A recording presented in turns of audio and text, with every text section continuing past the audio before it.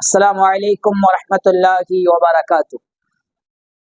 دوستو، نبیوں کے حالات سے ہمیں بہت سارے چیز سیکھنے کو ملتا ہے، اس لیے چلیے ہم نبیوں کے حالات کو جانتے ہیں۔ آج سنیں گے سلیمان علیہ السلام کے بارے میں۔ یعقوب علیہ السلام کے اولاد میں سے حضرت داؤد علیہ السلام بہت مشہور پیغمبر تھے۔ ان کے بیٹے حضرت سلیمان علیہ السلام ہے۔ سلیمان علیہ السلام کے والدہ بھی بہت نیک خاتون تھی۔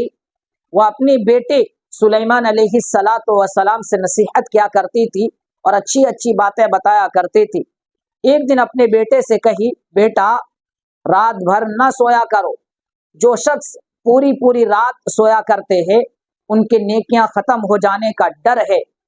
بچپن کا وقت تھا کہ سلیمان علیہ السلام کے والد صاحب کے پاس یعنی داؤد علیہ السلام کے پاس دو شخص اپنا مقدمہ لے کے آیا کہ ایک شخص کی بکری دوسرے شخص کے جنگلات کو خراب کر دیا، چر گئی، کھا گئی۔ اس لیے یہ مقدمہ لے کر داؤد علیہ السلام کے پاس پہنچ گئے۔ داؤد علیہ السلام نے فیصلہ سنایا کہ جس کے جنگل کو، جس کے کھیت کو بکریاں چر گئی ہے، یہ بکریاں جنگل والے لے کے چلے جائیں گے، یعنی کھیت والے لے کے چلے جائیں گے۔ یہ قصہ سننے کے بعد اور یہ فیصلہ ہو جانے کے بعد سلیمان علیہ السلام نے اپنے والد صاحب یعنی داؤد علیہ السلام سے فرمایا، ابا میں آپ کے فیصلے سے راضی ہوں لیکن میں کچھ مشورہ دینا چاہتا ہوں۔ سلیمان علیہ السلام نے فرمایا کہ یہ ٹھیک ہے کہ جس کے جنگلات کو، جن کے کھیت کو بکریاں چر گئی ہے، بکریاں وہ لے کے چلے جائیں گے اور اس کے بکریاں سے یہ دودھ بھی اٹھائیں گے، یعنی سارے فائدہ یہ بکریاں سے لیں گے، اور بکری والے کھیت کو پھر سے جوتیں گے، جوتنے کے بعد اس میں فصل ڈالیں گے، اور جیسا فصل تھا اور بکری نے چر گیا وہاں تک یہ فصل آنے کے بعد بکری والے بکری لے جائیں گے، کھیت والے کھیت لے لیں گے۔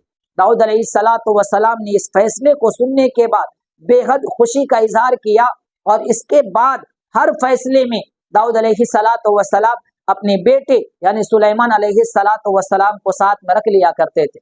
اس کے بعد اللہ تبارک و تعالی نے داؤد علیہ السلام کے بعد ان کے بیٹے سلیمان علیہ السلام کو اللہ نے نبی بنایا، یعنی اپنے پیغام دوسروں تک پہنچانے کے لیے منتخب فرما لیا، اور اللہ تبارک و تعالی نے سلیمان علیہ السلام کو انسان، چرند، پرند، جنات، حد یہاں تک کہ ہواؤں پر حکومت عطا کی، یعنی سلیمان علیہ السلام جب چاہتے، جہاں چاہتے، سیکنڈوں میں اپنی سفر طے کر لیتے اور ہواؤں کے ذریعے ایک جگہ سے دوسرے جگہ چلے جاتے۔ ویڈیو اچھی لگے تو لائک کیجیے۔